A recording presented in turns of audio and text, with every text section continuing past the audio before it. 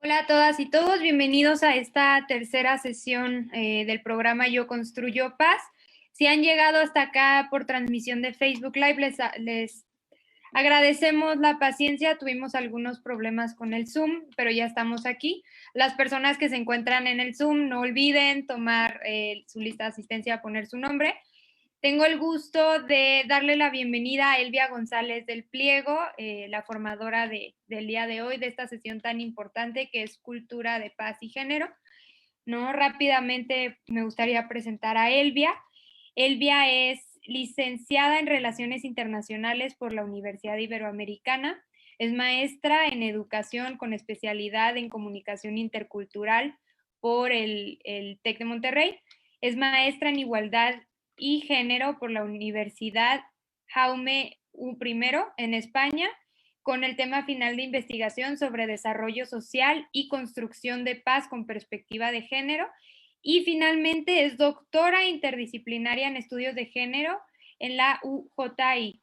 Desde el 2015 hasta la actualidad, Elvia ha coordinado el programa de género e inclusión en la Universidad Iberoamericana.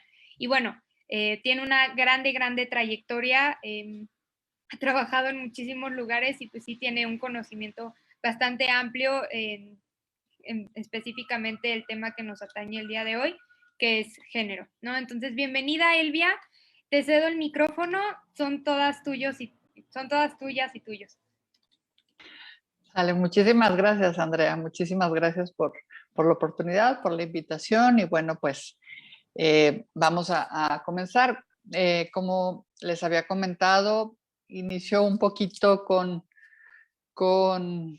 conceptos, pero muy básicos, pero que son importantes como para ir hilando toda la conversación. En la primera diapositiva, bueno, en la segunda, la primera es la presentación. Bueno, si regresamos, perdón, a la anterior, en la primera, que es realmente la presentación, elijo esta imagen que lo pueden encontrar ustedes en el libro de Visibles y Transgresoras, porque está hablando justamente de lo que para mí es la construcción, ¿no? Es de paz, es este conjunto de esfuerzos, la suma de voluntades, la suma de acciones desde diferentes frentes, desde diferentes espacios y grupos para lograr este bien común que es la paz, ¿no? Entonces, me encanta esa imagen y por eso la puse. La siguiente imagen es de Amir Ahat y me encanta también porque dice, puedes ver las ruinas de las casas, pero no puedes ver las ruinas de nuestras almas. Y muchas veces en estos temas de género, cuando por ejemplo hablamos de violencia, cuando hablamos de discriminación, muchas veces no tenemos la capacidad de ver esto, de ver las destrucciones, los daños que todo esto causa a nuestra sociedad. Entonces, eh, yo les invito para iniciar esta conversación que vayamos pensando en la importancia de esto, de trabajar esa mirada sutil hacia lo que es realmente importante, ¿no? Que es el tejido social en el cual estamos inmersas y que es importantísimo pues mantener fuerte, unido, un tejido social robusto donde todas las personas tengan cabida y donde las vidas de todas las personas valgan exactamente lo mismo. La siguiente diapositiva es un poco iniciando este asunto de los conceptos. Yo sé que igual hay personas que ya saben del tema de género y la diferencia entre sexo y género, pero para quienes aquellas personas que no los sepan, que no los comprendan, pues vamos a decir que género se refiere a las cuestiones culturales, a lo que se aprende en los procesos de socialización desde la infancia. Es esta referencia a esta construcción social que se hace sobre las personas, lo que se consideran mujeres, las que se consideran hombres, lo que se considera ser femenino, ser masculino, desde una visión pues binaria en este sentido, solamente hay cabida para uno u otro, y varía esto con el tiempo, en el espacio, entre culturas, en el contexto. Se refiere a las actitudes y a los comportamientos culturales y bueno, es importante tenerlo en cuenta porque al ser aprendido también se puede desaprender, también se puede cambiar, no es algo que sea intrínseco a un cuerpo, ¿no? Entonces, por el otro lado, sexo se refiere a cuestiones meramente biológicas, a una cualidad biológica o clasificación de reproducción sexual de los organismos. En general, podemos decir que es hombre, mujer o intersexuales, y tiene relación con las funciones que se derivan de cuestiones cromosómicas, de órganos reproductores, de las hormonas, de factores ambientales que afectan los rasgos fenotípicos, y están, al hablar de sexo, pues se hace mucho alusión a cuestiones de hembras y machos cuando hablamos de una especie determinada. Entonces, para decirlo rápido, sexo es una cuestión física, género es todas estas atribuciones culturales y sociales e históricas que se hacen sobre esos cuerpos, es decir, identifican de manera muy básica en hombres y mujeres en muchas ocasiones sin dar cabida a otras identidades, ¿no? Eh, Otra cuestión que me interesa pues abordar es cuando hablamos en la siguiente diapositiva sobre esta confusión conceptual que hay sobre igualdad o equidad. Muchísima gente todavía sigue utilizando equidad de género, cuando en realidad lo que debemos de utilizar es igualdad de género. ¿Por qué? Porque la igualdad exige una vida sin discriminación, ¿no? Apela a los derechos humanos como una garantía, implica obligaciones legales de los estados, y tiene por la finalidad eliminar justamente las discriminaciones que existen. En cambio, la equidad tiene que ver únicamente con lo que se considera como trato justo, pero eso puede ser sumamente subjetivo, partiendo de las necesidades de cada género. Entonces, pues depende de lo que yo entienda que necesitan las mujeres o de lo que yo entienda que necesitan los hombres, en ese sentido voy a hacer una política de equidad, pero no va a tener una visión de derechos y de no discriminación. La igualdad implica un trato que puede ser idéntico o diferenciado según las necesidades, las condiciones y los contextos de los hombres y de las mujeres.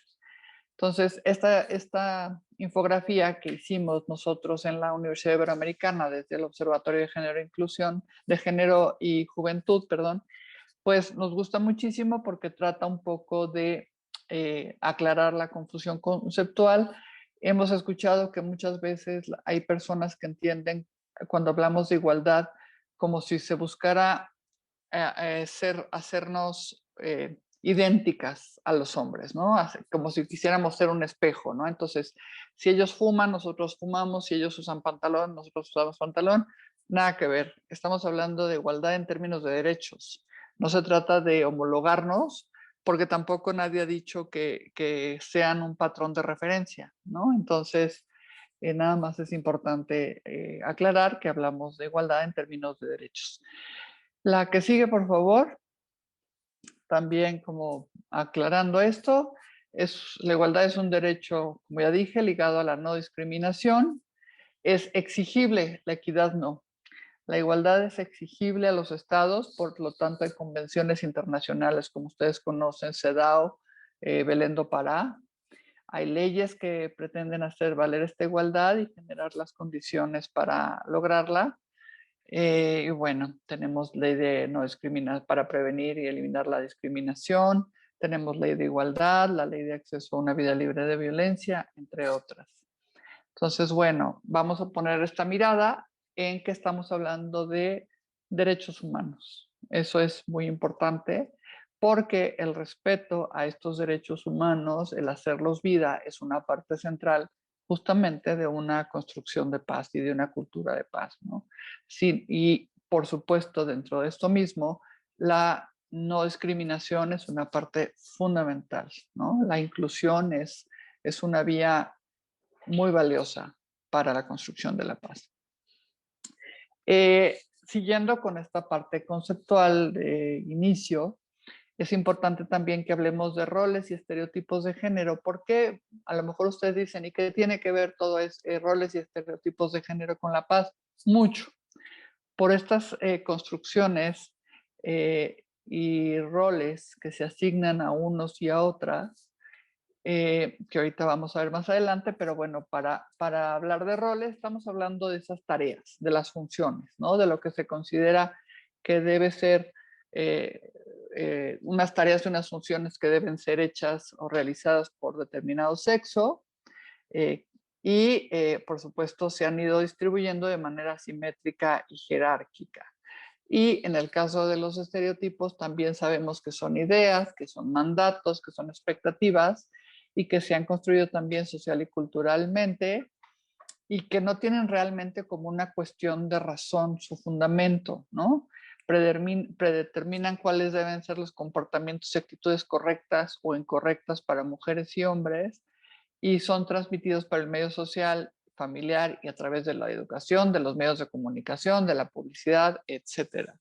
Entonces, estas dos cuestiones, los roles y los estereotipos, son muy importantes que lo tengamos en cuenta porque encasillan, son como camisas de fuerzas que se les ponen a las personas con base en una imagen corporal, un sexo, y a partir de ahí se empiezan a generar o asignar tareas, se empiezan a asignar estereotipos y se cruzan con otros muchos, como son los de clase, como tienen que ver con los de belleza, en fin, ¿no? Como con muchos otros. Y estos estereotipos van generando también rechazos y discriminaciones cuando no se entra dentro de estas cajitas, ¿no? Entonces, y esto evidentemente pues tiene que ver con discriminación y con situaciones que van rompiendo nuestro tejido social, que lo van dañando. La siguiente diapositiva tiene pues unos estereotipos de género pues muy generales, muy básicos, que nos dicen que las mujeres en general en muchos contextos todavía se sigue considerando que somos sensibles, tiernas, débiles, abnegadas, que somos las encargadas de las tareas domésticas, que somos dóciles, recatadas, introvertidas, dependientes. Y por el otro lado, que los hombres son más racionales, que son rudos, que son fuertes, que pueden ser violentos, que pueden ser infieles, que son rebeldes, que son los responsables de proveer los gastos familiares, que son independientes.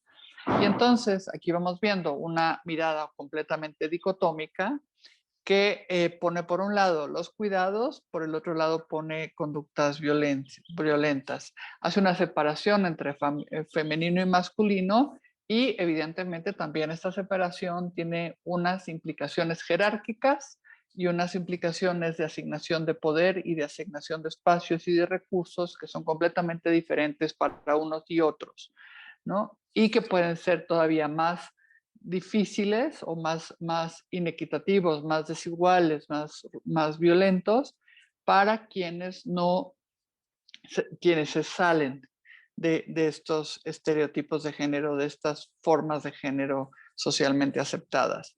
Y traigo a colación el tema de cuidados contra violencia porque justamente la cuestión de los cuidados es muy importante en la construcción de la paz, en la cultura de la paz. Eh, los cuidados han sido asignados durante muchísimo tiempo para las mujeres, basándose en cuestiones pues, muy básicas como, por decir algo, en alguna época observando a los animales decían, ah, claro, las hembras tienen a los cachorros y por lo tanto ellas los cuidan.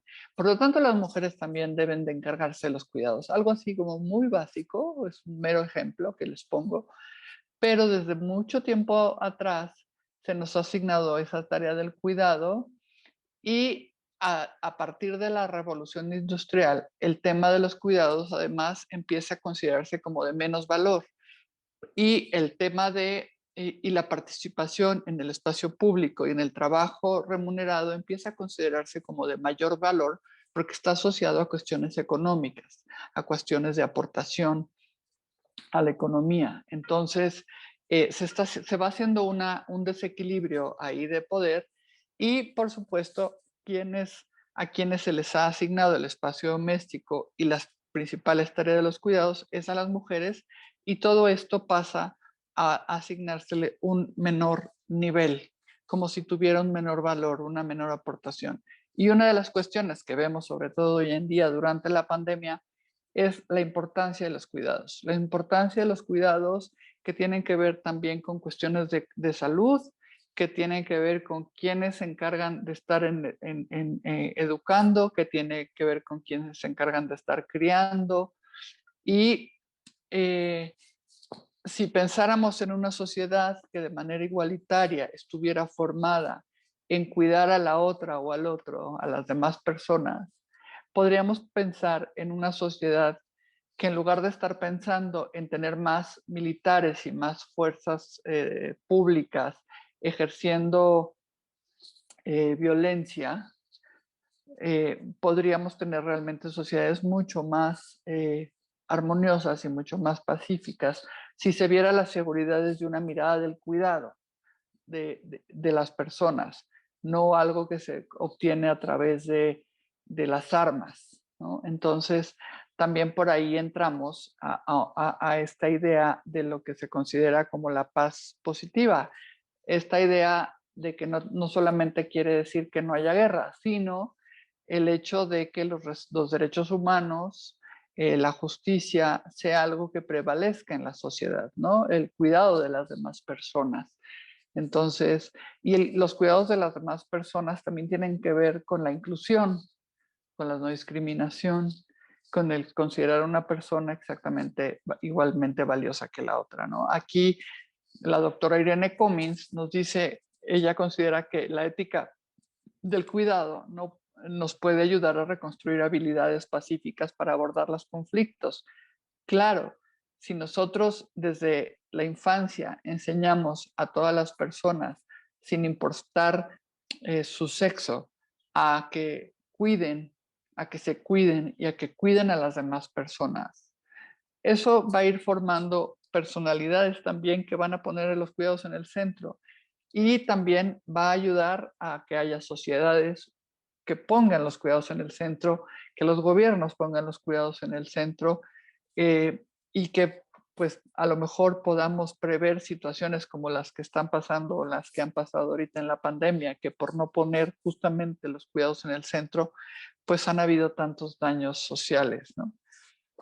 Personales, familiares. También la doctora Cummins nos dice el deseo de no dañar a nadie y la esperanza de que en la moral se encuentre una manera de resolver conflictos en que nadie salga dañado caracteriza el razonamiento moral desde el cuidado.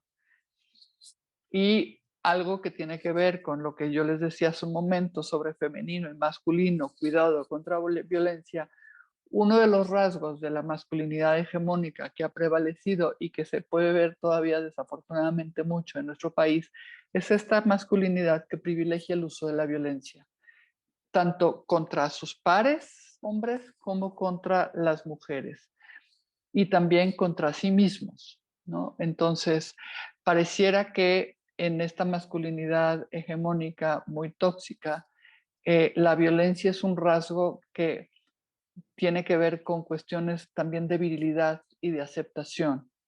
Y ya sería hora de que vayamos cambiando este tipo de masculinidad por masculinidades mucho más amables, mucho más a favor de los cuidados, que ejerzan el cuidado, que sean corresponsables y que reconozcan la importancia de cuidarse a sí mismos y cuidar a las demás personas. Dicho esto de manera pues muy rápida. La siguiente diapositiva, la siguiente presentación, a mí me gusta mucho cuando hablo de estos temas de paz, de construcción de paz, reconocer las aportaciones del feminismo pacifista, porque desafortunadamente en la historia no nos han contado toda la historia, ¿no? Hay muchísimo de la historia mundial o la historia nacional que no se nos cuenta en nuestro paso por las escuelas o por las universidades. Y parte de esto es justamente de hablar de los movimientos feministas. Y dentro de los movimientos feministas, me parece que hablar del feminismo pacifista sería muy importante, porque hay muchísima estigmatización, muchísima descrédito contra los movimientos, contra todo lo que han aportado. Y Bueno, yo creo que es muy importante, ¿no? Porque el pacifismo ha sido un movimiento que desde fines del siglo XIX ha involucrado la participación de muchos grupos políticos, como nos dice Mary Nash, y también grupos sociales diversos en muchísimos países. Y dentro de estos movimientos sociales y dentro de estos grupos están las feministas pacifistas, ¿no? Que se han organizado ya sea como grupo político, como fue el Partido de Paz de las Mujeres en los Estados Unidos, o en asociaciones de la sociedad civil, como es la Liga Internacional de Mujeres por la Paz y la Libertad, que en español se llama LIMPAL y en inglés las siglas es WILP, o la Asociación Internacional de Mujeres, entre otras muchas, ¿no? El feminismo pacifista tuvo un amplio espectro en 1915, que en ese entonces se empezaron a gestar congresos internacionales y sobre todo las mujeres venían uniéndose desde las sufragistas, venían pidiendo el derecho al voto para las mujeres y otros derechos, y ellas empezaron a unirse eh, para hacer propuestas a un congreso internacional justamente a favor de la paz, en el que se pidieron varios puntos.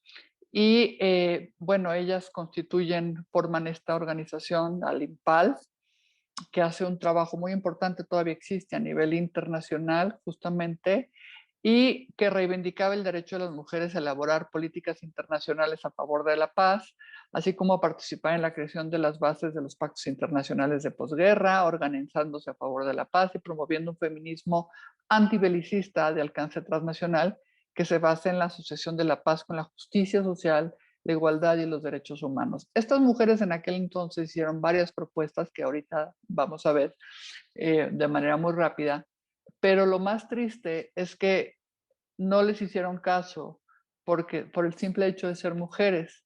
Sin embargo, Woodrow Wilson, el presidente de Estados Unidos de aquel entonces, sí retoma dentro de los famosos puntos de Wilson, varias de las propuestas que hicieron estas mujeres del feminismo pacifista, de las pioneras, pero esto no mucha gente lo sabe, lo cual pues es una pena. Si podemos poner si podemos poner el video que les traía para compartir, donde nos platican un poco de esto, de este trabajo de la WILP y de estas aportaciones, por favor.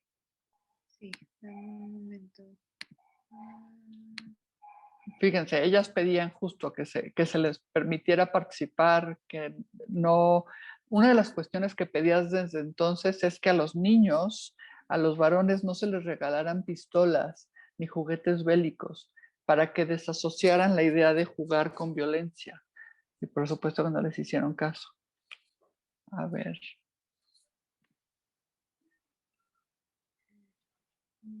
Es un video de Wilf España. Que ya habían luchado juntas por el sufragio femenino. 1915, en plena Primera Guerra Mundial, más de 1.100 mujeres consiguen reunirse en La Haya. Eran feministas de 12 naciones beligerantes o neutrales que ya habían luchado juntas por el sufragio femenino. Las llamaban traidoras en sus propios países por su posición pacifista. Para encontrarse tuvieron que atravesar un continente en guerra. En muchos de los casos les fueron negados los visados de salida de sus países. Las francesas no llegaron al encuentro de La Haya. Las alemanas tuvieron muchísimas dificultades. Pedían el final negociado de la guerra con participación de las mujeres, el desarme, un sistema de arbitraje internacional para evitar conflictos. La contienda duró 3 años más y dejó 9 millones de combatientes muertos. En ese tiempo ellas lo siguieron intentando. Hablaron con los dirigentes de 14 países. Por ejemplo, la presidenta de la Liga, Jane Addams, con Woodrow Wilson. Se entrevistó durante 1915 al menos en 6 ocasiones, instándole a tener en consideración todas las resoluciones que habían nacido del Congreso, y algunas de ellas inspiraron parte de los 14 puntos que dieron luego posteriormente lugar a la Sociedad de Naciones. También habían intentado influir en el Tratado de Versalles, evitar el bloqueo a los perdedores y que se les enviase ayuda humanitaria. Nació entonces la Liga Internacional de Mujeres por la Paz, que siguió trabajando en las décadas posteriores. En el centenario del Congreso de La Haya confirmaron que sus principios siguen vigentes. Se apoyan en la resolución 1325 de la ONU sobre mujer, paz y seguridad para un programa antimilitarista de desarme multilateral e igualitario. Participación de las mujeres en la toma de decisiones y en particular en los procesos de paz, en el que en este momento el porcentaje oscila entre un 2, un 5%, dependiendo de los años. Entonces la pregunta es cómo se puede pensar en construir una paz sostenible sin tener en cuenta a una parte de la población. Este libro es parte del proyecto 1325 Mujeres Tejiendo la Paz. Se elaboró con trabajo de la Red Centros de Paz con diseñadores y diseñadoras latinoamericanas. Recoge la historia de mujeres muy diversas, constructoras de paz, de las que no se suele hablar. Es muy importante visibilizar la contribución de las mujeres a la construcción de la paz.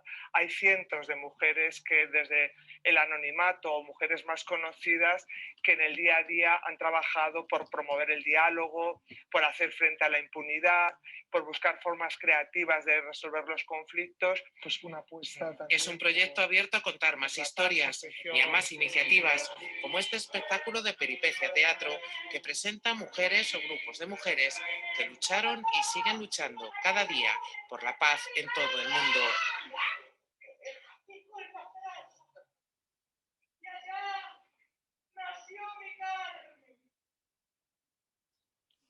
Listo, muchas gracias. Si continuamos con la presentación, por favor.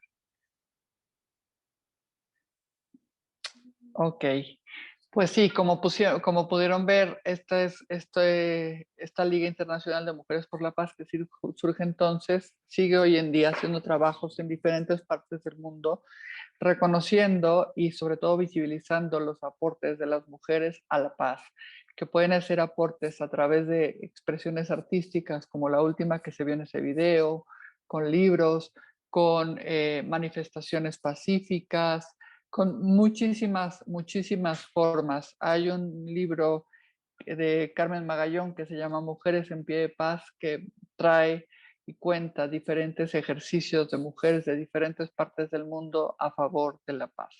En aquel entonces, en el 1915, estas feministas promovían unos puntos que si ustedes hoy ven las generaciones de derechos humanos se van a dar cuenta y ven los acuerdos que existen, se van a dar cuenta que desde entonces ellas ya veían todo esto que podía pasar. Ellas pedían el respeto a los derechos políticos de las mujeres, el desarme y la autonomía de los pueblos, la aplicación de los acuerdos de la Liga de las Naciones por medios que no fueran ni la presión militar ni el bloque alimenticio, la garantía de los derechos civiles y políticos de las minorías, el establecimiento del sufragio universal masculino y femenino, la igualdad de mujeres y hombres en el ámbito social y económico, el desarrollo de la autonomía de los pueblos colonizados, el acceso de las mujeres a los puestos de responsabilidad en la Liga de las Naciones, entre otros muchos puntos. Lo interesante es que todas estas peticiones las negaron por el solo hecho de ser mujeres y se ve un poco cristalizado alguna de estas peticiones que tenía justamente que ver con la participación de las mujeres en las negociaciones de paz en la resolución 1325 de Naciones Unidas que sucede hasta el año 2000. Imagínense ustedes, del 1915 hasta el año 2000. La que sigue, por favor. A nivel internacional, el desarrollo de todo esto, de todas estas peticiones, de toda esta búsqueda de la participación de las mujeres, no solamente de la búsqueda de la participación de las mujeres en las negociaciones de paz y en cuestiones de seguridad, sino también de que se nos tomara en cuenta en el análisis de la seguridad y de la paz, de la construcción de la paz, en el análisis de los conflictos, que quedara perfectamente diferenciado cómo los conflictos nos afectan a las mujeres de manera diferenciada. Y hoy también ya hay investigaciones que se hacen, por ejemplo, en la Escuela de Cultura de Paz, en las cuales también se ve cómo a la diversidad sexogenérica, a las personas de la comunidad LGBT, también los conflictos les afectan de manera diferenciada, ¿no? Y tiene que ver, la raíz de todo esto es que hay cuestiones de discriminación, hay estereotipos de género, hay roles que detonan todas estas agresiones y que en tiempos de guerra, es lo que en tiempos de guerra, en tiempos de conflictos, Lo único que pasa es que todo esto se exacerba, pero la base está formada por estas cuestiones discriminatorias que ya existen y por estas cuestiones violentas que ya existen aún en tiempos de la llamada paz, ¿no? Es el ejemplo, por ejemplo, de la violencia contra las mujeres. En el caso de la violencia contra las mujeres, esta existe en todo momento y lo único que pasa es que en esos casos, en los casos, en la época de conflictos, en la época de guerras, pues se exacerba, ¿no? Entonces, Carmen Magallón, en el libro que les comentaba hace rato, ella hace como todo un punteo de cómo se va logrando, cómo se va trabajando para la inclusión de las mujeres en las negociaciones de paz, lo cual todavía no es totalmente un hecho, y también cómo se va logrando que se utilice la perspectiva de género en el análisis de los conflictos. Entonces, ella nos dice que en 1979 surge la Convención sobre la Eliminación de toda clase de discriminación contra las mujeres, que es la CEDAW, que ya conocen varias personas. En el 82 se da la resolución 3763, la Declaración sobre la Participación de las Mujeres en la Promoción de la Paz y la Seguridad Internacional de la Asamblea General de la ONU. En el 85 la tercera conferencia sobre mujeres, reconocimiento explícito del rol de las mujeres para la paz y el desarrollo. En el 95 la cuarta conferencia mundial sobre las mujeres en Pekín, reconocimiento de que los derechos de las mujeres son derechos humanos. Fíjense qué curioso. La Declaración de Derechos Humanos es del 45. En 1995 se tiene que dar una conferencia mundial donde se reconoce que los derechos de las mujeres son derechos humanos. No sé si les parece, pero a mí me parece inaudito, ¿no? Que tuviese que haber una conferencia para considerar que nuestros derechos también son derechos humanos, ¿no? Es lo mismo que les digo cuando alguien me dice que por qué se celebra el derecho al voto de las mujeres. Le digo, bueno, porque el de los hombres siempre existió. El de nosotros fue una lucha, ¿no? Algo que se ganó a través de las sufragistas. Luego nos dice Carmen, varias resoluciones sobre las mujeres en situaciones de conflicto y la paz de estos años, del 18, en el 99, la resolución 1265 sobre la protección de civiles en los conflictos armados, incluye la perspectiva de género en la asistencia humanitaria. En el año 2000, en mayo, la declaración y plan de acción para la inclusión de la perspectiva de género en las operaciones multidimensionales de apoyo a las operaciones de paz. En el 2000 también, en octubre, la resolución 1325, que es muy famosa, sobre mujer, paz y seguridad de Naciones Unidas. En 2003, el informe del secretario general de la Asamblea General de Naciones Unidas sobre la incorporación de la perspectiva de género en las actividades de mantenimiento de la paz. En el 2004, la resolución sobre incorporación de la perspectiva de género en todas las políticas y programas de Naciones Unidas, del ECOSOC. Y en 2004, el informe del secretario general del Consejo de Seguridad sobre Mujeres, Paz y Seguridad. Estas son algunas de las acciones que identifica Carmen Magallón hacia el 2004 sobre cómo va evolucionando esta cuestión de poner también el análisis, la perspectiva de género en este tipo de cuestiones. La que sigue, por favor.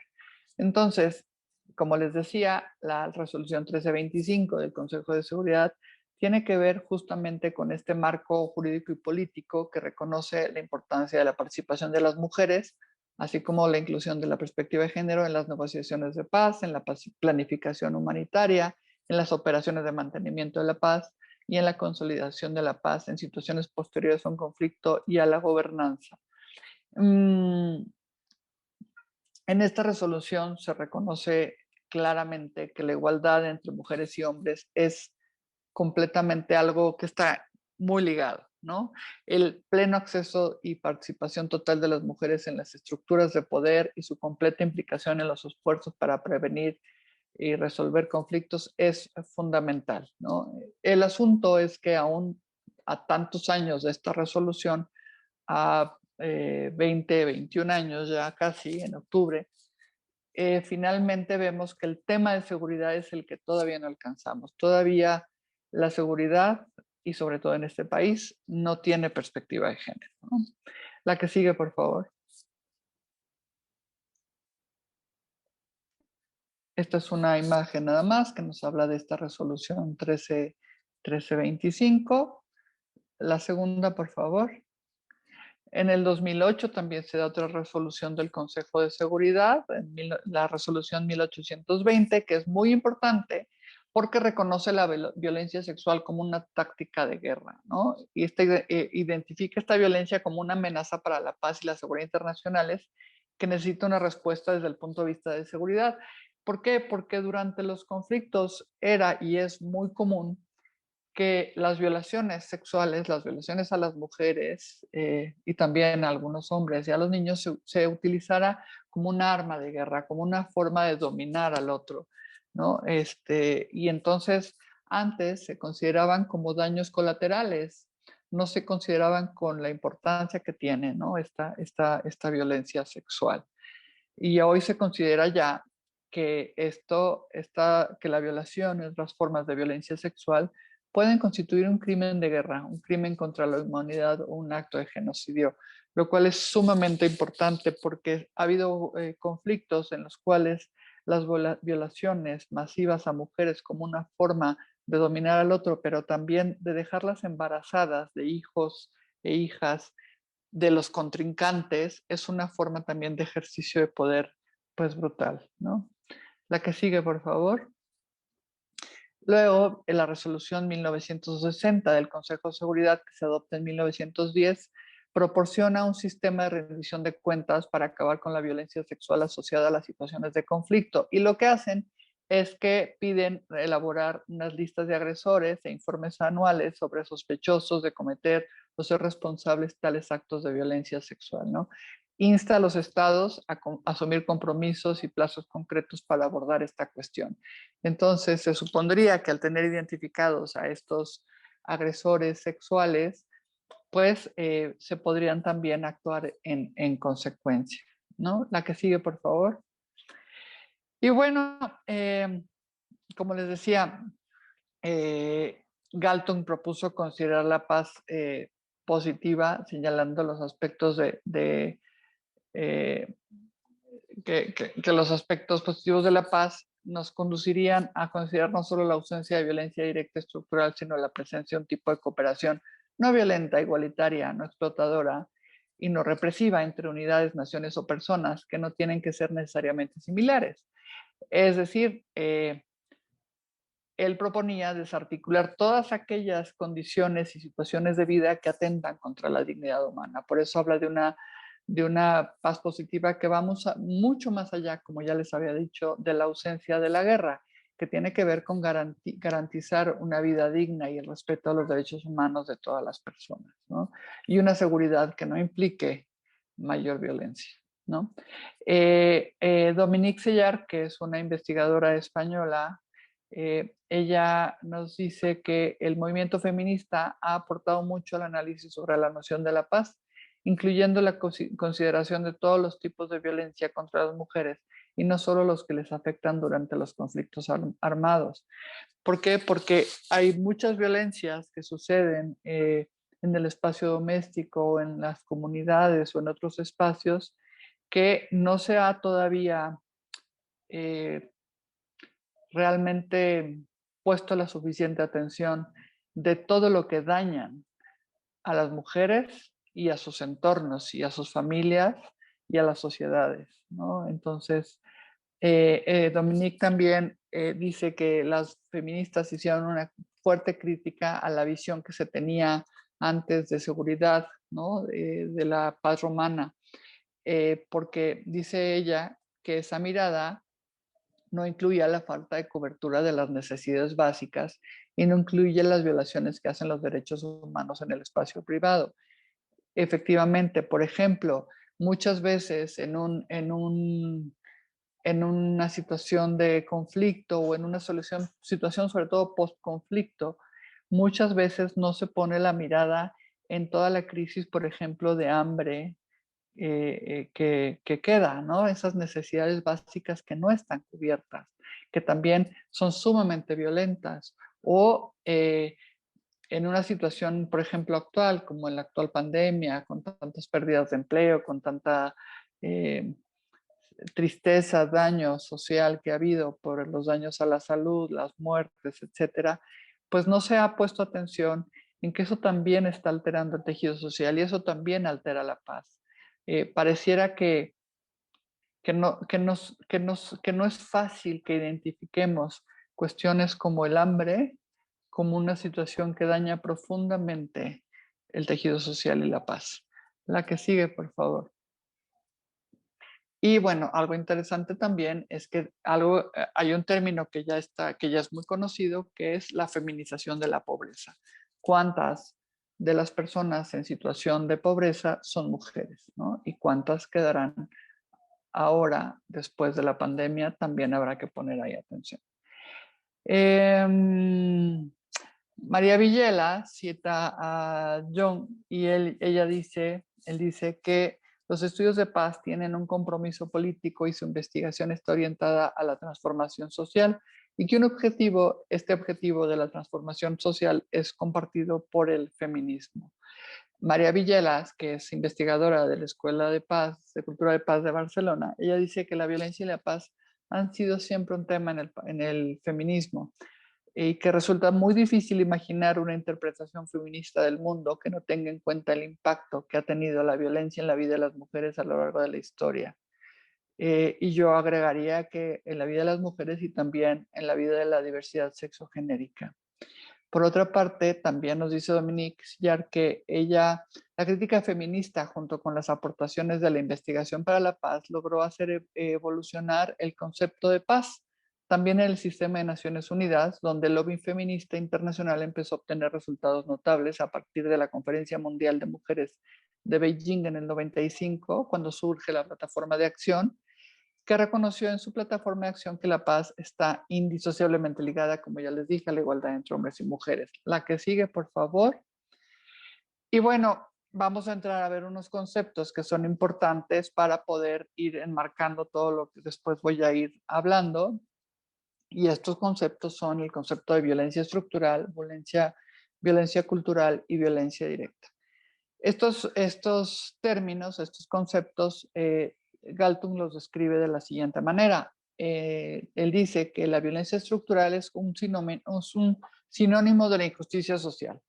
Es decir, son aquellas desigualdades y hasta muertes que se producen cuando los sistemas, las instituciones, las fuerzas de seguridad del Estado y el Estado mismo anulan o niegan las necesidades y los derechos de las personas a expensas de otras o por intereses políticos y económicos. La violencia cultural, esa para mí es la más nociva y la más difícil de parar y de identificar, porque nos referimos a aquellas cuestiones, aspectos de la cultura que están en la esfera simbólica de nuestra existencia y que se materializan a través de las religiones, de la ideología, en el lenguaje, en el arte, en la ciencia empírica y en la ciencia formal, en la lógica, en las matemáticas, y que puede ser utilizada para justificar o legitimar la violencia directa o la violencia estructural. Por ejemplo, la violencia cultural nos hace creer que la violencia directa y la estructural se pueden ver hasta como si fueran algo razonable o que bien que se sienta que no están equivocadas. Un ejemplo de esta violencia cultural es la LGBT-fobia, el sexismo, el racismo, la aporofobia, que es eh, odio, por así decirlo, miedo a los pobres, a las personas en situación de pobreza, perdón, el etnocentrismo, la xenofobia, etcétera. Y la violencia directa es aquella que nos es evidente, es la que vemos. Vemos golpes, oímos insultos, sabemos de una violencia sexual, esa es violencia directa. La violencia cultural, que es la que mencionaba hace un momento, es importante que la tengamos clara porque un ejemplo de esto sería cuando dicen, claro, es que la violaron porque traía minifalda. Y ahora quien crea que efectivamente alguien tiene derecho a violar a una mujer por el simple hecho de traer una minifalda o por andar en traje de baño si se le da la gana en la calle, ¿no?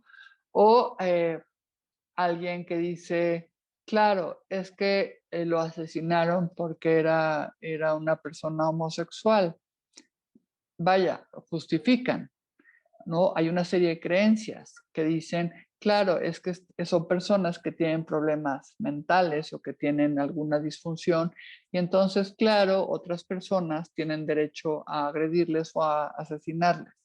Esta violencia cultural es bien peligrosa porque nos hace creer que tenemos la posibilidad o el derecho de agredir de menospreciar, de discriminar, o incluso, como decíamos ahorita, de la violencia estructural, de que ciertas personas, ciertos colectivos, ciertos grupos estén en determinados territorios, que vivan en ciertas condiciones, por ejemplo, en condiciones de pobreza, ¿no? Esta horrible expresión que es muy común escucharla de, ay, son pobres porque quieren.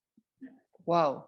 Entonces, no se está pensando en toda una cuestión estructural que hay atrás, ¿no? Entonces, pero la gente, muchas veces las personas repiten, y sobre todo en un proceso de socialización desde la infancia, eh, los infantes, las infantes son esponjas, van escuchando, van absorbiendo lo que hay en su entorno y lo van reproduciendo. Entonces, para mí, la violencia cultural es la creadora, la detonadora de todas las violencias. La que sigue, por favor. Aquí son unos ejemplos nada más visuales para entender lo que es la violencia estructural. Esto es violencia estructural, son 2 ejemplos. Lo que sigue es la violencia directa, ¿no? Pero miren, esta imagen del feminicidio me gusta mucho, porque lo que está arriba en la cabecita sería la violencia cultural, cosificación, dominación, control, miedo, odio, ¿no? Y la violencia directa sería el feminicidio, es el asesinato, ¿no? Esta imagen del policía que somete a John Floyd, los golpes o estos insultos, ¿no? Maricón, me das asco, este tipo es una violencia directa. Y aquí vamos con la violencia cultural, que como les decía yo, para mí es la más terrible, porque además está absolutamente en todos lados, ¿no? En, en, en todos lados, en las religiones, en el cine, en la tele, en las telenovelas, en los libros de texto, en la publicidad, en los refranes que se dicen socialmente. Aquí esta imagen son diferentes estereotipos sociales que se usan para justificar la agresión a las personas, ¿no? Entonces, si ustedes los ven, ni siquiera se los tengo que explicar, posiblemente al verlos entenderán qué se dice de cada una de estas imágenes, ¿no? Entonces, son estereotipos que tienen que ver con violencia cultural. Y yo, por ejemplo, les invito siempre a que piensen, cuando ven una película, cuando ven una terrible telenovela, cuando ven una serie, ¿no? Cómo se van cruzando los estereotipos de género con los de raza, con los de etnia, con los de belleza, con los de clase, con los roles de género, ¿no? Y les invito siempre a pensar quiénes y cómo son los personajes principales, cuál es su aspecto físico, cuál es el tono de piel, cómo son sus cuerpos. Y con base en esto, qué lugares ocupan, en dónde las ponen, qué lugar ocupan las mujeres, dónde van las rubias, dónde van las de cabello negro, dónde van las morenas, dónde van las blancas, dónde van las de ojos claros, dónde van las de ojos oscuros, las que tienen un cuerpo sumamente delgado, con busto prominente, en qué condición o en qué papel las ponen. En el caso de los hombres, mismo caso, qué roles se les ofrecen a los compañeros que son morenos, de pelo negro, quienes son rubios, etcétera. Si traen traje, si no traen traje, a qué estatus se están refiriendo, en fin. En el caso de los libros de texto igual, ¿no? Cómo se utilizan las imágenes, en qué actividades aparecen hombres y mujeres, hay distinciones. Publicidad, mismo ejemplo, ¿no? Cómo nos ponen, dónde nos ponen. Yo siempre les digo que me da mucha risa muchas veces en algunos talleres cuando veo que los anuncios de aceite para coches ponen chicas en bikini, y siempre me he preguntado, ¿y qué tendrá que ver el bikini con el aceite para el coche, no? Nada, simplemente es el uso del cuerpo de la mujer como un objeto para la venta. Pero detrás de eso hay violencia cultural que puede detonar otras violencias, ¿no? Violencias contra ciertos cuerpos, ante ciertas ideas que se construyen con base en estos imaginarios, ¿no? La siguiente imagen es también muy fuerte, es una imagen de Dolce & Gabbana, ¿no? Donde de manera pues evidente y clara, no la han pasado. La siguiente, por favor. Esta imagen de no, la anterior, Dolce & Gabbana, está ahí los hombres que están sobre una mujer como en un conato de violación, y se utiliza por una marca además pues muy conocida, ¿no? Se utilizó. La otra es esta mujer afrodescendiente que se utilizaba para los hot cakes, ¿no? Pero con toda una estigmatización de las personas afrodescendientes. Y algo que es interesante es, hasta antes del 17 de mayo de 1990, la Organización Mundial de la Salud incluía la homosexualidad en el listado de violencias psiquiátricas. Ustedes imagínense esto que les decía de la violencia cultural, que también es justificado incluso en la ciencia.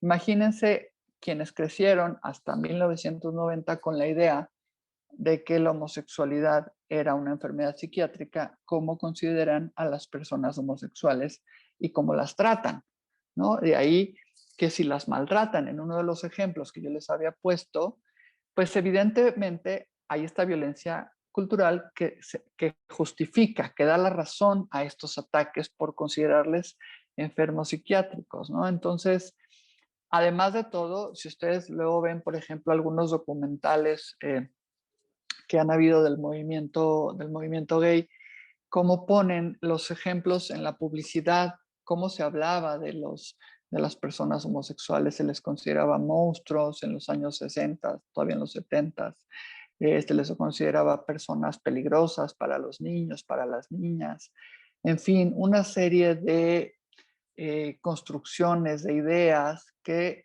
se sustentan en esta violencia cultural y que por supuesto justificaban o querían justificar, y todavía hasta la fecha desafortunadamente en muchos contextos, la discriminación y la violencia, llegando incluso a los asesinatos. Esta otra imagen que dice, ¿quieres decir que hasta una mujer la puede abrir? Pues es de los 50, si no me equivoco. Imagínense ustedes, nos consideraban tontas de plan. Pero por eso les digo que para mí la violencia cultural es la que detona todas las violencias y es además la más difícil de contrarrestar porque está en nuestro imaginario y está sustentada en muchísimas partes, ¿no? No es algo que solamente se encuentra en un lugar, está en muchísimos lugares. La que sigue, por favor. Y bueno, aquí es un ejemplo que tengo que me gusta mucho de cómo está la violencia, ¿no? Entonces, para mí, en el caso de la violencia contra las mujeres, me gusta mucho citar a Bosch, a Esperanza Bosch y se me acaba de ir el nombre, Ferrer, sobre las investigaciones, Victoria Ferrer y Esperanza Bosch, sobre las investigaciones que tienen sobre la violencia contra las mujeres. Ellas dicen que evidentemente esta violencia se tiene una base que es un sustrato patriarcal, ¿no? Que es el origen. Y en ese sustrato patriarcal están todas estas ideas, todo lo que yo llamaría violencia cultural, ¿no? Todas las ideas que justifican el control, la posesión de la otra persona, el controlarla, el considerarla de menor valor, en menor jerarquía, etcétera. Después sigue el proceso de socialización. En ese proceso de socialización participamos todo el mundo. Participaban los grupos de pertenencia, las escuelas, las familias, las iglesias, todo el mundo.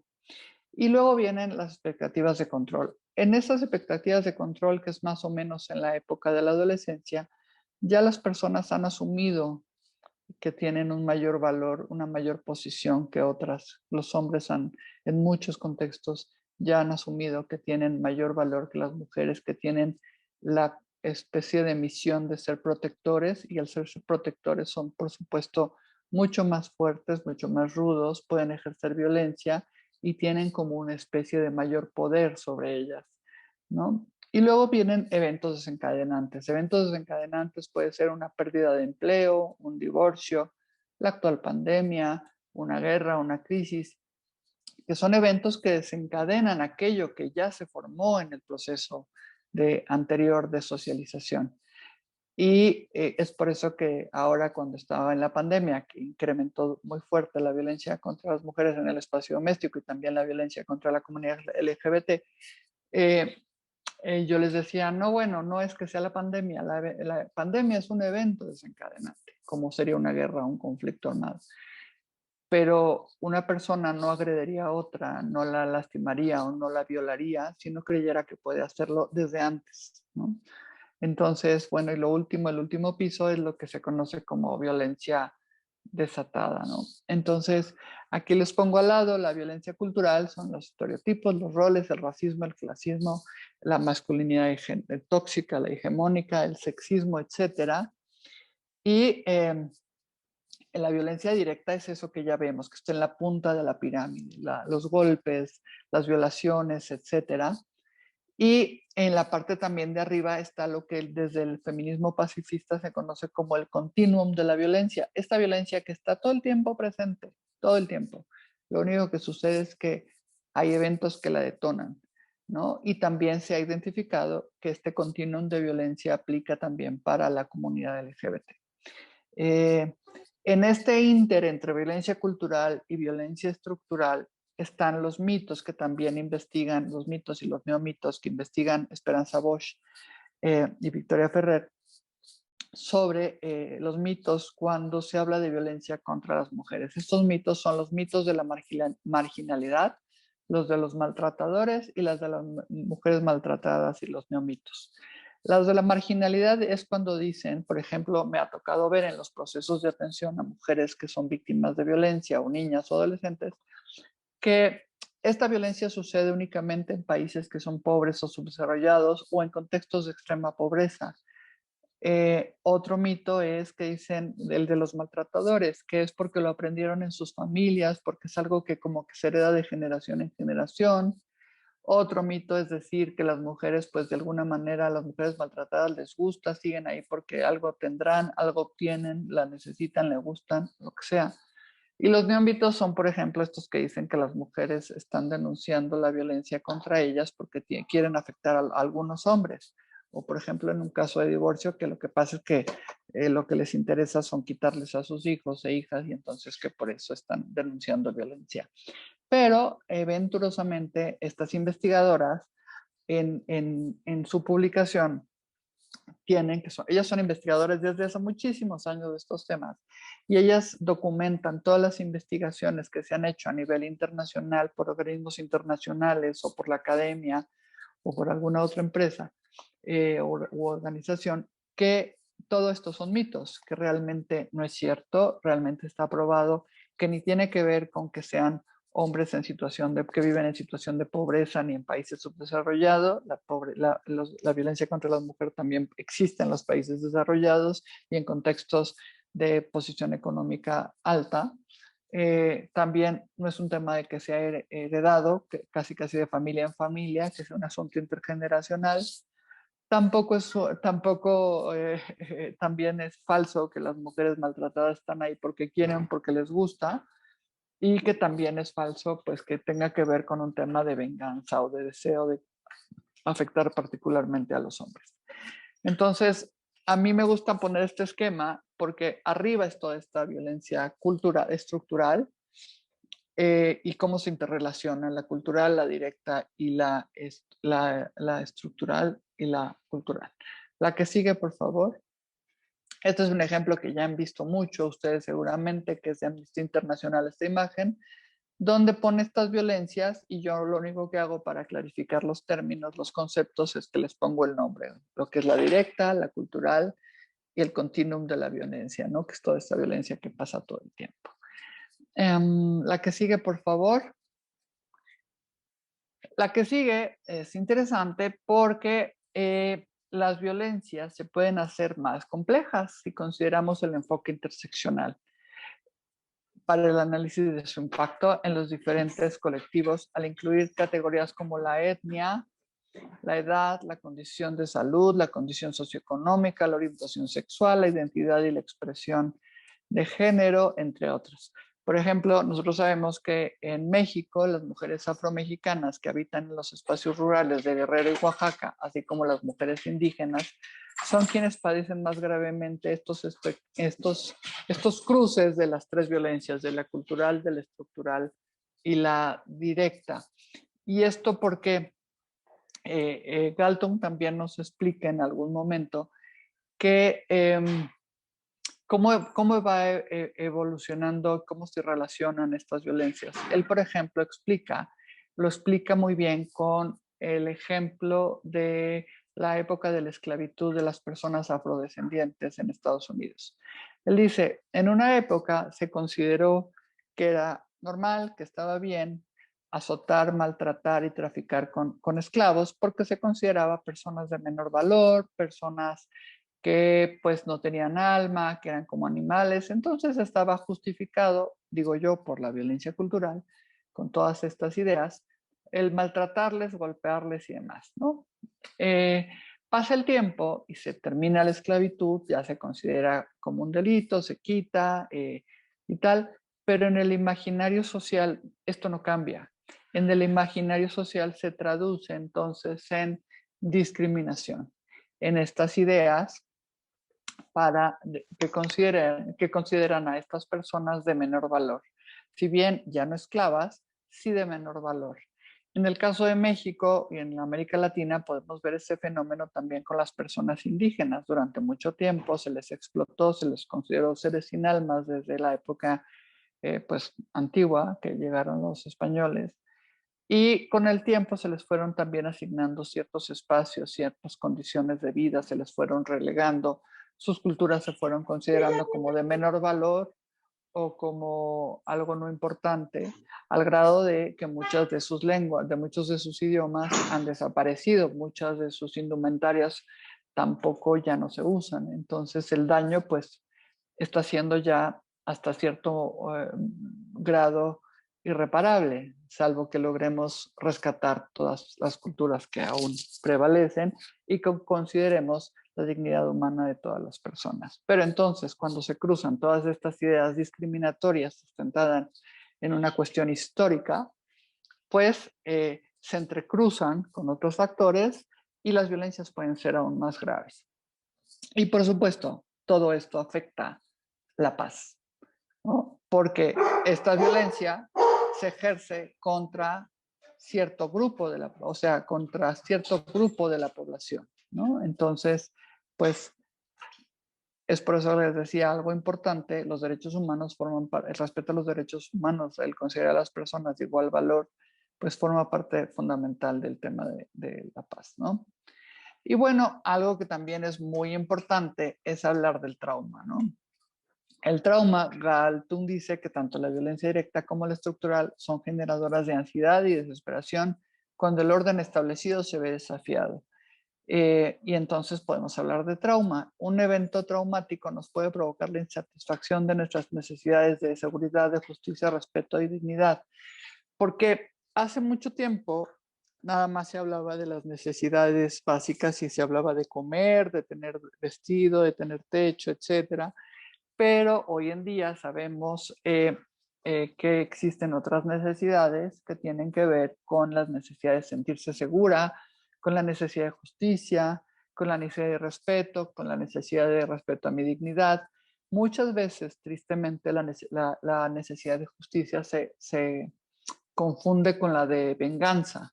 Y ahí es donde muchas veces pasamos de un lado a otro entre víctima y victimario y los círculos de violencia pues no acaban, ¿no? Entonces, pero es muy importante que tengamos claras estas necesidades de seguridad y de justicia y de respeto para que cuando sepamos, cuando tratemos con víctimas de violencia, pues busquemos justamente atender estas necesidades de respeto, de seguridad, que entendamos qué es lo que esperan como para atender el daño que les fue causado y poder hablar de una reparación, ¿no? Porque el trauma también sabemos que ese trauma que no es sanado, pues también es transferido, ¿no? Aquí tenemos la siguiente diapositiva. Caroline Yoder, ella nos explica que el,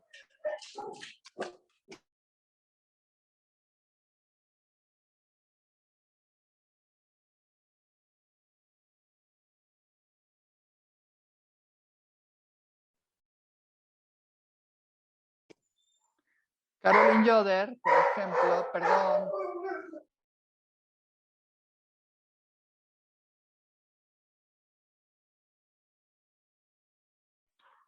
Caroline Yoder, perdón, nos explica que el trauma y la violencia están íntegramente ligados. La violencia a menudo lleva al trauma y el trauma no sanado a su vez puede llevar a la violencia y también a un sentimiento de inseguridad.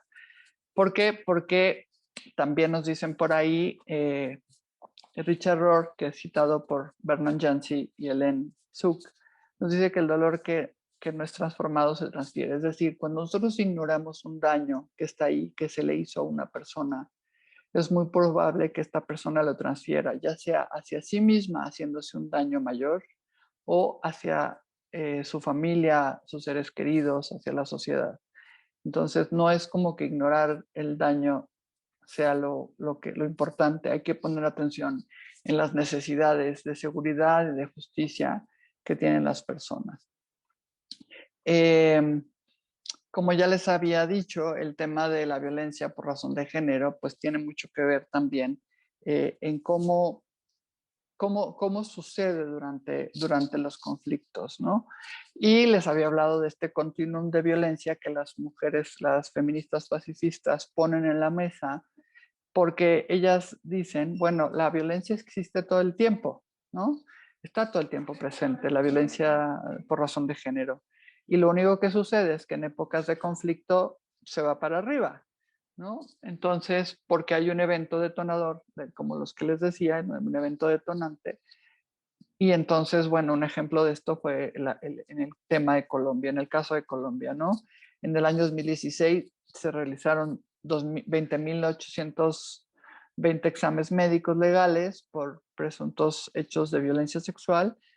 17.740 correspondieron a mujeres, es decir, el 85.21%, y el 3.08% a hombres, es decir, el 14.79%. Esto significó que por cada hombre agredido, aproximadamente 6 mujeres fueron víctimas de violencia sexual. Este es un estudio de CISMA.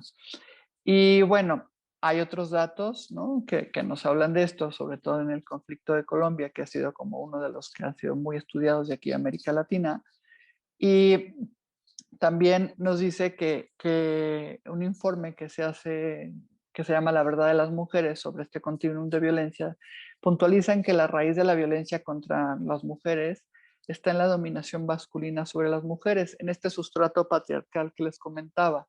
Es decir, que la ideología patriarcal que justifica esta dominación y supremacía de los varones y que se hace manifiesta en todos los contextos y ámbitos de la vida cotidiana, no únicamente en la guerra. Y como les decía, en la Escuela de Cultura de Paz también se ha investigado de este continuum de violencia contra la comunidad LGBT, y más adelante les voy a enseñar una diapositiva al respecto. La que sigue, por favor. Esto es un poco más sobre este mismo punto.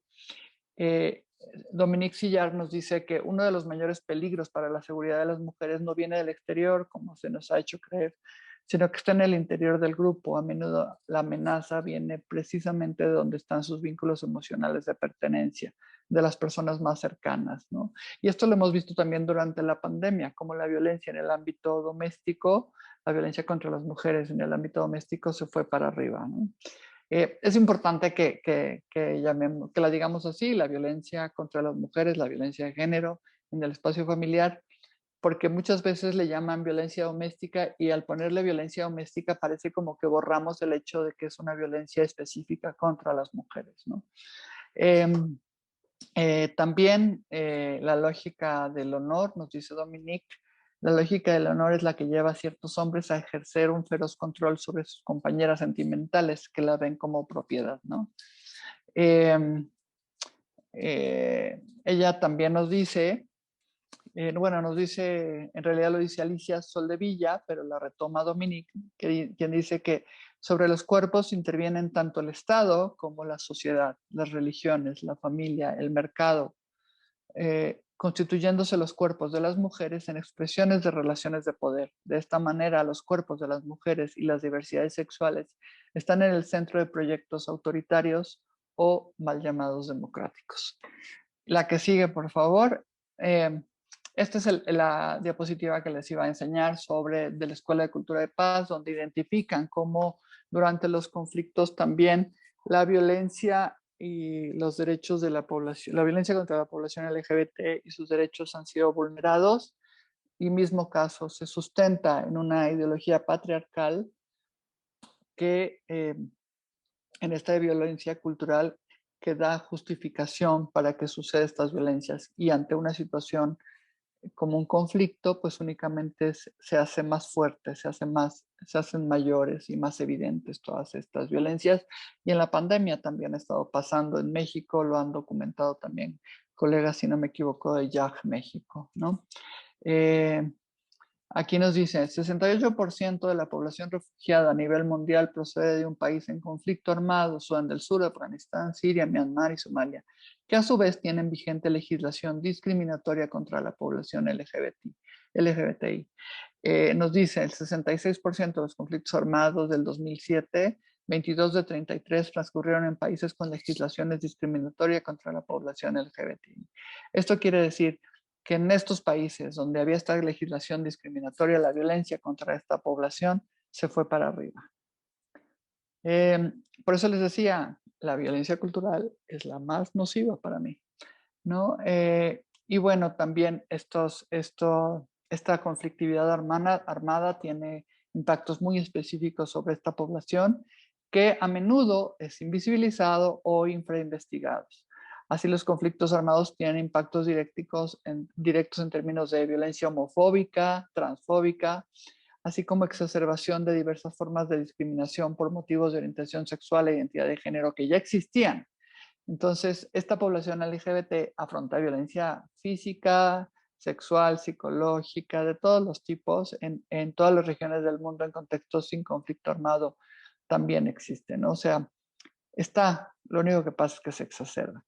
Entonces, esto por supuesto trae consecuencias contra la salud física y psicológica de esta población, así como impactos en sus medios de subsistencia, educación, entre otros, ¿no? En los países en conflicto, la violencia por orientación sexual e identidad de género es perpetrada por actores armados del conflicto. Se suma la violencia en la propia familia o en la comunidad o cometida por otros actores de la sociedad, incluyendo grupos organizados. Entonces, diversos grupos atentan contra esta población, ¿no?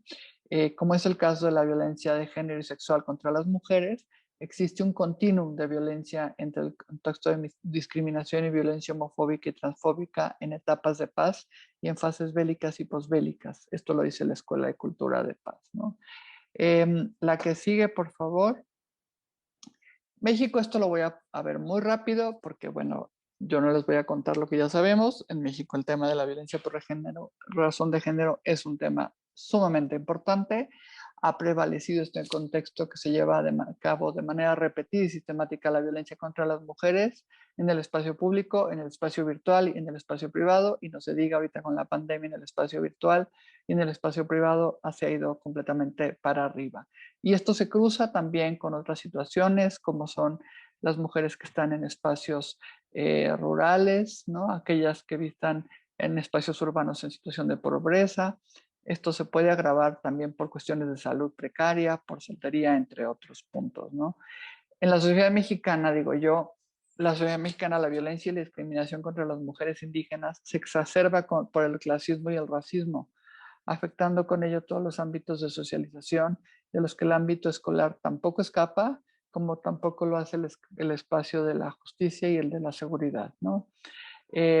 Una problemática similar, pienso yo, que es la que aqueja a la población LGBT y QA, sobre todo aquella en la que se intersectan diversas condiciones como la pobreza y los estados de salud precarios, ¿no? Entonces, este contexto en México, yo aquí les voy a contar, ya lo conocemos. Aquí nada más es para ver la población de hombres y mujeres en México. Mujeres 51.3, hombres 48.7. Y retomando un poco la idea sobre la masculinidad que les decía al principio, tengo la siguiente imagen y les comento que alguien nos dijo, la siguiente imagen tiene la foto del actor de esta película y alguien nos dijo que para ser hombre la virilidad se relacionaba con la violencia que se ejerce y que se acepta sin chistar, sin reclamar. Con los riesgos que se corren, controlando el miedo, enfrentando los sufrimientos, sin llorar y sacando la frustración, golpeando, etcétera. Hace tiempo, nosotros desde el Observatorio de Género y Juventud hicimos una pequeña encuesta entre jóvenes, adolescentes, sobre justamente el tema de la violencia en las relaciones de amistad, de pareja, de familia, etcétera. Y uno de los puntos que salió muy interesante es que la gran mayoría de los chicos no les gustaba que se les violentara. Sin embargo, no decía nada porque era parte del ser hombre, ¿no? El no actuar, el no hacer nada o el hacer como que era muy gracioso cuando en realidad les molestaba, ¿no? Entonces, esta masculinidad también tiene que ver, esta masculinidad hegemónica tóxica también tiene que ver con el número de accidentes en los cuales tiene que ver, por ejemplo, con un tema de velocidad, ¿no?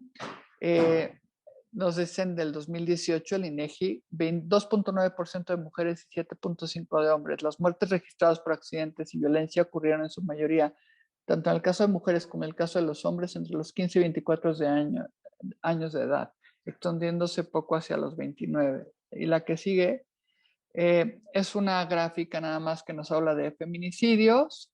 La que sigue nos habla de las formas de feminicidio, la forma de asesinar diferenciada a hombres y a mujeres. En el caso de las mujeres, pues es evidente que hay un tema de mayor saña, por ahorcamiento, por agresión, por estrangulamiento, hasta la diferencia en el tipo de armas que se utiliza y que tiene que ver con, obviamente, con este tipo de masculinidad hegemónica tóxica, porque si ustedes reflexionan, muchos de los accidentes de los hombres jóvenes, muchas de las muertes, perdón, tienen que ver con accidentes automovilísticos, que tiene que ver justamente con esta masculinidad, donde el correr, el arriesgar la vida, el arriesgarse el pellejo, tiene que ver como con una cuestión de virilidad. Y también la gran mayoría de los hombres asesinados en este país fue a manos de otros hombres. O sea, igual, mismo caso de las mujeres. Entonces, hay un tema de la masculinidad hegemónica tóxica que hay que trabajar muchísimo, porque esa masculinidad no está ayudando a que se enseñe, a que se promueva la ética del cuidado, a que sería importante, sería necesario promover la ética del cuidado y enseñarla, como ya les dije desde un principio, desde la niñez a todas las personas, sin importar si consideramos que son hombres o si consideramos que son mujeres. Las que siguen realmente son nada más estadísticas de cómo está el tema de violencia contra las mujeres. Si quieren las pasamos nada más muy rápido, por favor. Nos vamos a las violencias por ámbito, la que sigue. Estas son información de la ENDIRE, ustedes la pueden revisar. Ahí habla de los porcentajes de violencia contra las mujeres que dijeron que sufrieron violencia en los últimos 12 meses, tanto de pareja, comunitaria, familiar, laboral, escolar. La que sigue, por favor. Otra constante que tiene que ver con esta masculinidad hegemónica, en el ámbito escolar la violencia reportada fue principalmente de parte de compañeros, hombres. La que sigue, por favor. ¿Dónde sucedió? Pues sucedió principalmente en la escuela y las principales violencias fue la sexual, la emocional y la física, ¿no? La que sigue es resultados de la ENADIS que maneja el CONAPRED, que es esta encuesta en la cual se habla sobre discriminación y también nos habla fuertemente de las reacciones homofóbicas, transfóbicas de este país. Un ejemplo dice 4 de 10 personas en México no estarían dispuestas a que en su casa vivieran personas homosexuales. 44.1 respondió esto con relación a mujeres lesbianas y 43.7 con relación a hombres gay. ¿Se acuerdan esto que les dije de la violencia cultural, de cuando la OMS hasta 1990 tenía declarado que la homosexualidad era una enfermedad psiquiátrica? Bueno, esto es un ejemplo de las consecuencias, ¿no? Otro punto, el porcentaje de población de 18 años y más que opina en el país se respetan poco nada los derechos de distintos grupos de población son 75% personas trans, otro ejemplo de lo que les decía, 66% personas gays o lesbianas, 65% personas indígenas, 56% afrodescendientes y 48% mujeres. Entonces, esto nos habla de esta violencia cultural que viene desde mucho y que hoy se traduce en estos datos, ¿no? O en los que acabamos de ver también de violencia. Y bueno, vamos cerrando, vamos a hablar de lo que es la construcción de la paz en sí. A nivel social, la construcción de paz trabaja estratégica y activamente en todos los niveles de la sociedad y busca promover el desarrollo de instituciones sociales, políticas y económicas que sean respetuosas de los derechos humanos, incluyentes y justas. Se promueve el buen gobierno, la distribución equitativa de los recursos, los bajos niveles de corrupción, el alto nivel de capital humano, el buen gobierno, el libre flujo de información, buenas relaciones con los vecinos, entre otros. Estos son como los pilares. Luego, para la construcción de la paz, nos dice Jean-Paul Lederich, para la construcción de la paz es fundamental tomar en consideración la interdependencia de las relaciones individuales y colectivas, incluyendo las de aquellas personas y grupos considerados como enemigos, de tal manera que se pueda asumir la parte que corresponde a cada persona en la generación de violencia. Es decir, todas y todos formamos parte de la construcción de la paz. Y tienen que ver tanto las relaciones personales, individuales, como las relaciones colectivas, las relaciones de trabajo, las relaciones sociales con los vecinos, con las vecinas, pero también con aquellos grupos con los que consideramos que no son nuestros amigos, que son nuestros enemigos, porque ahí va a haber una tensión, ahí va a haber una violencia, ahí va a haber conflictos que en algún momento tenemos que enfrentar y resolver de alguna manera. Y esa manera sería a través de maneras pacíficas, a través de transformar ese conflicto, a través del diálogo, a través de hacer acuerdos, de negociaciones, etcétera, más no a través del ejercicio de la violencia. Este trabajo de construcción de paz requiere promover pues que no asumamos juicios a priori para favorecer realmente la búsqueda de soluciones que acaben con la mirada de bueno contra malo y la polarización social. A mí me preocupa mucho que en los últimos 2 años, 3 años, el país se ha polarizado enormemente con estas ideas de buenos contra malos, de adversarios contra amigos, de personas que inventan contra personas que dicen la verdad. Entonces, esta visión separada, esta polarización social que no habíamos visto en México, está rompiendo nuestro tejido social y está generando violencia, está generando separaciones muy fuertes que el día de mañana van a tener consecuencias muy graves. La que sigue, por favor. Carmen Magallón, que es una investigadora muy reconocida, es presidente de honor de la WILP España, de la Liga Internacional de Mujeres por la Paz y la Libertad de España. Al hablar sobre la palabra paz, ella nos dice que es polivalente, que se puede aplicar en diferentes circunstancias y ámbitos, en el ámbito individual, familiar, grupal, local, nacional, internacional, y a la vez que es plástica, pues se adapta a la diversidad de situaciones sin perder su significado central de regulación de conflictos sin violencia, otra vez este punto.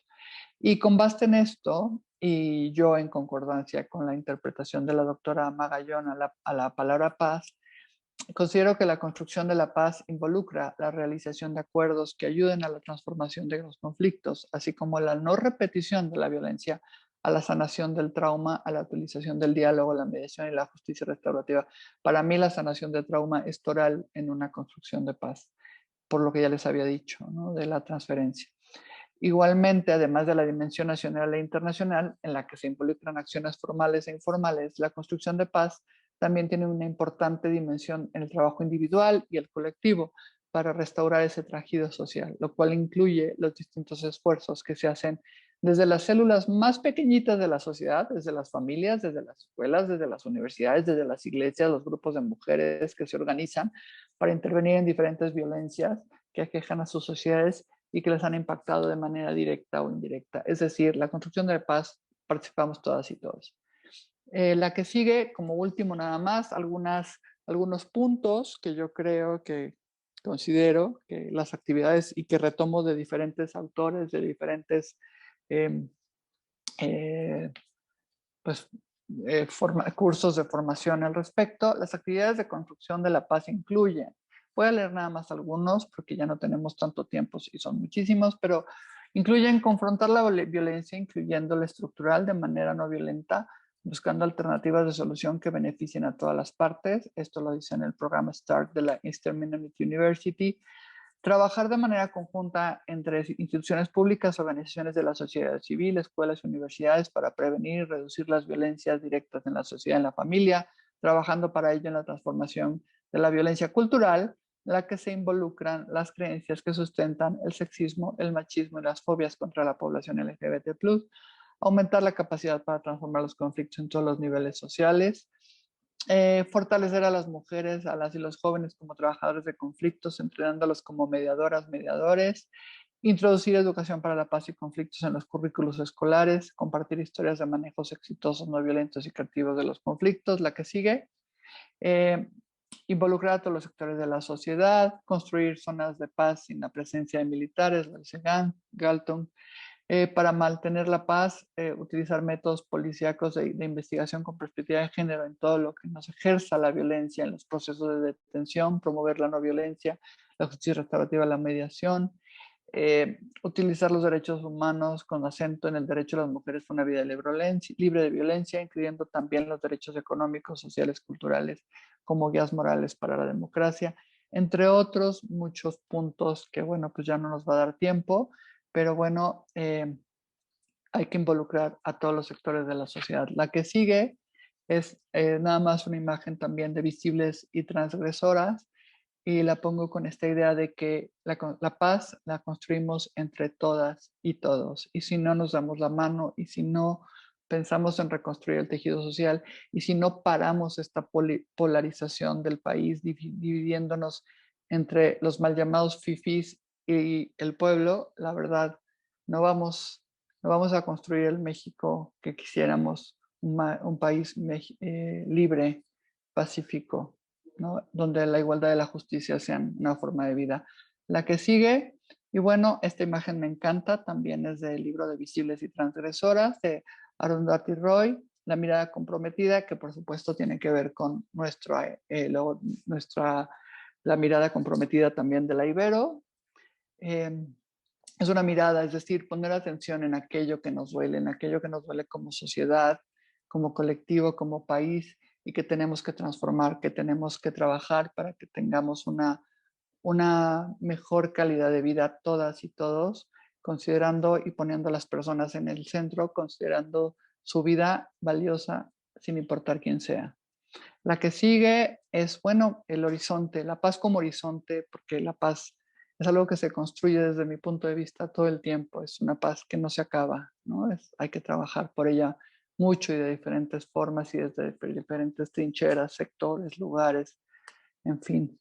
La que sigue, pues lo dice, trabajar, investigar, escribir más sobre el tema de derechos humanos, la democracia, el diálogo, la libertad de expresión, hablar sobre estos crímenes de guerra, en fin, también son imágenes de visibles y transgresoras.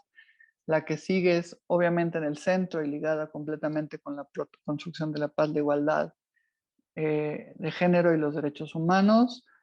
La que sigue, otra imagen que me gusta mucho de Marina Abramovic, también sobre la paz. Esas se las dejo a su interpretación, me gusta muchísimo. La que sigue, igual, en el corazón, en la vida, en el centro de un país, de una sociedad, estamos todas las personas, absolutamente todas, y todas tendríamos que gozar de los mismos derechos. Y interesante, como les había dicho, que en algún momento por fin hayan reflexionado que los derechos de las mujeres eran derechos humanos. Imagínense si esta lucha no tendría razón de ser. ¿Hasta cuándo decidieron que eran también derechos? Y la que sigue, pues también la importancia de la inclusión, de la utilización de la perspectiva de género interseccional e intercultural en todas las acciones que hagamos a favor de la paz. Y bueno, por último, invitarles, cada año hacemos en la Ibero el Congreso de Construcción de Paz con Perspectiva de Género. Este año será como cada año en el mes de noviembre. Esténse pendientes cuando saquemos la información, las invitaciones. Les invitamos a que busquen en nuestro canal de YouTube que se llama Género e Inclusión Ibero. Ahí pueden ver pueden ver el congreso del año pasado y del antepasado. Tenemos ahí las conferencias, son paneles muy interesantes. Les repito, Género e Inclusión Ibero en YouTube. Ahí pueden ver las conferencias. Y bueno, pues muchísimas gracias. Muchas gracias, Silvia, por esta ponencia. Surgieron algunas dudas, tenemos algunos minutitos para responderlas. Nada más voy a darme la libertad de leerlas. La primera de Ana Guzmán, que nos pregunta cómo podemos frenar el punitivismo que se asocia, por ejemplo, a la justicia de género, como lo es el caso de la ley Olimpia, y qué evidencia ha dicho y qué evidencia existe que aunque haya sanciones más grandes, no existe justicia para las mujeres víctimas y tampoco hace que las personas no cometan esos delitos. Eh, No entiendo bien la pregunta. Ana, Ana, no sé si quieras, andas por aquí, Ana, no sé si quieras hacer tu pregunta. Sí, aquí estoy. Bueno, Gracias. bueno, mi pregunta es, ¿cómo podemos frenar el punitivismo? O sea, que está asociado siempre como a estos castigos como mucho más grandes, por ejemplo, suben la prisión a más años, tienen como castigos mucho más extensos, por ejemplo, esta vez en la ley Olimpia, y que en realidad no le dan justicia a las víctimas, ¿no? Porque no están hechas a partir de escucharlas, no están hechas a partir de cuestionarnos como si realmente, o sea, cuando subes, no sé, los años en prisión, realmente vas a hacer que las personas o los hombres en este caso, o algunos mujeres, digan como ya no lo voy a hacer porque voy a estar 5 años en prisión. O sea, eso no pasa, ¿no? ¿Cómo podemos hacer que el punitivismo o que estas sanciones no estén asociadas a la justicia, ¿no? ¿Cómo lo podemos hacer a partir del feminismo? ¿Cómo lo podemos hacer a partir como de la justicia con esta perspectiva de género? A ver, es que son varias cosas. A ver, bueno, la ley Olimpia sí nace justamente de la petición de una víctima de esa violencia. El asunto es complicado. A ver, yo te diría que eh, posiblemente México en muchos contextos todavía no esté listo para llevar a cabo, por ejemplo, la justicia restaurativa. Yo no soy especialista ni en justicia transicional, ni en justicia restaurativa, ni soy abogada. Conozco gente muy brillante en estos temas, pero sí te puedo decir que, por ejemplo, en justicia restaurativa, la mirada tendría que estar puesta en la víctima, justamente, en que esta víctima quisiera abrir un diálogo a través de una mediación con quien la haya ofendido y que pueda externar el daño que le causó, por qué se lo causó, lo que sintió y sobre todo qué necesita para volver a sentir que sus necesidades de dignidad, de seguridad y de paz y de justicia quedan saciadas, ¿no? Que realmente se restaure en ella el daño. Yo creo que México en general, solamente en algunos lugares sé que sí ya se hacen ejercicios de justicia restaurativa, pero en México estamos como todavía muy educados al manazo, ¿no? Si no te portas bien te castigo. Entonces, es como una inmadurez de tipo social, me lo imagino. Eh, entonces, pensamos que poniendo leyes y castigos y más castigos y más castigos, las personas van a dejar de hacer las cosas. Pero esto además se relaciona con la impunidad y con el machismo y el sexismo que impera en muchos espacios, ¿no? O sea, eh, los lugares donde se atienden a víctimas de violencia están integrados por personas, por seres humanos. Y esas personas, en muchas ocasiones, no en todas, tienen ya unas construcciones de género y tienen una violencia cultural interiorizada. Es decir, tienen un machismo perfectamente arraigado, tienen estas ideas de estos mitos, como los que te decía, en donde posiblemente cuando una mujer vaya a poner la denuncia, además de el burnout que tienen muchas veces de tanto escuchar tantas cosas tan violentas y están agotadas, puede ser que digan, a ver, ¿para qué viene usted a denunciar? Si de todas maneras, pues no va a pasar nada, igual usted lo va a perdonar, etcétera. Te estoy poniendo ejemplos muy burdos. pero esto también va generando como círculos viciosos donde la gente ya no quiere denunciar y luego porque ya no creen o porque no se sintieron que se les atendió y se hizo justicia, más los mitos que ya les he mencionado, más la impunidad que de por sí existe, ¿no? Y la corrupción. Entonces me parece que es un combo. Yo pensaría en que lo importante sería trabajar desde las infancias. Y por supuesto que tendría que hablar, ¿te acuerdas que decía yo de la importancia del involucramiento de todos los sectores? Tendría que haber un compromiso de las escuelas y de las universidades, de todas las instituciones educativas, para trabajar estos temas de género. Desafortunadamente hay mucha ignorancia, hay mucha resistencia, hay grupos eh, que hablan de una mal llamada ideología de género y que han construido sobre todo esto, pues burlas, desinformación, resistencias, que lo único que están haciendo que con su violencia cultural es provocar más desunión, más violencia, más estigmatización y más conflictos. Entonces yo pensaría que tendríamos que actuar por ahí.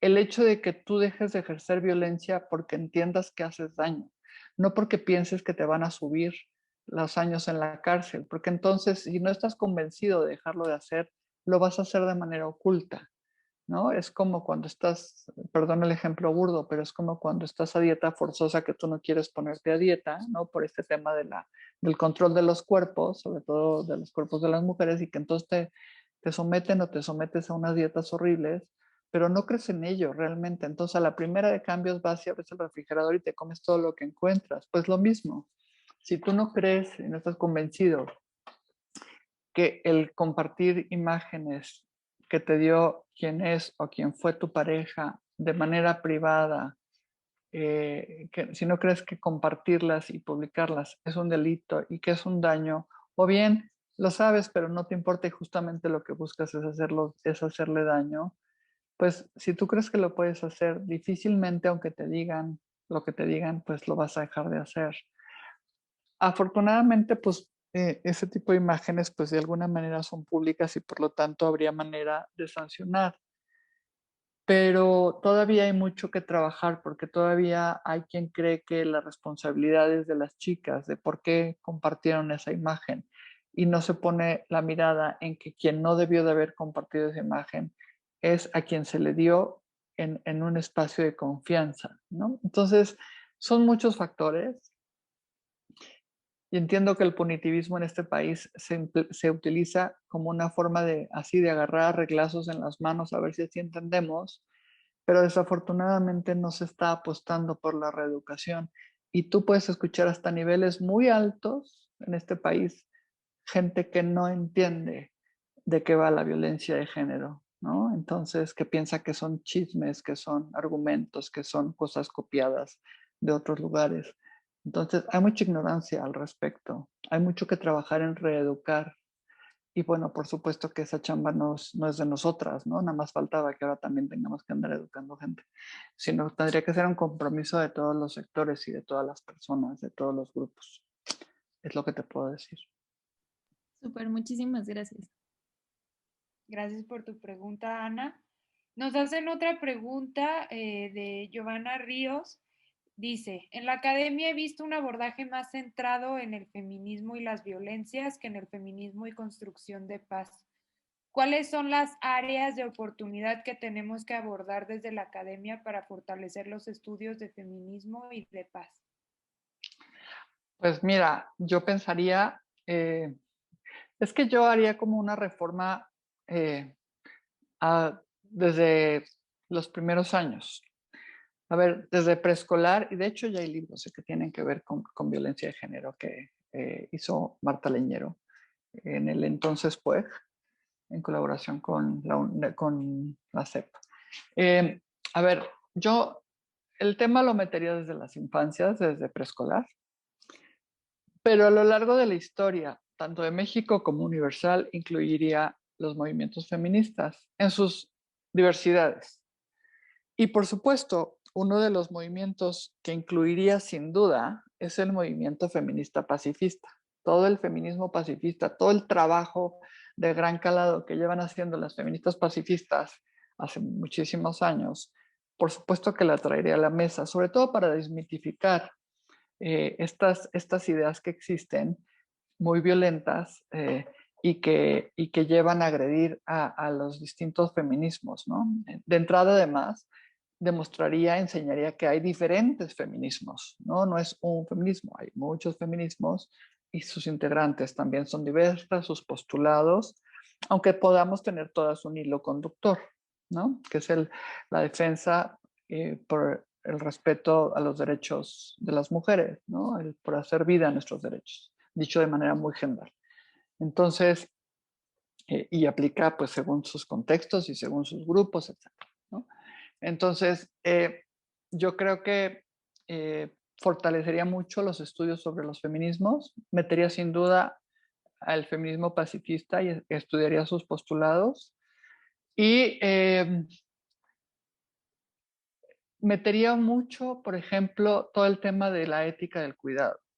Y lo que trataría también es vincular todo esto con las masculinidades, ¿no? ¿Cómo pensamos que podemos recrear las masculinidades, ¿no? ¿Cómo podemos recrear las masculinidades a través de promover la ética del cuidado? Yo creo que eso sería como algo que para mí sería muy, muy importante. Eh, y, por supuesto, transversalizar la perspectiva de género, me estoy moviendo por la luz,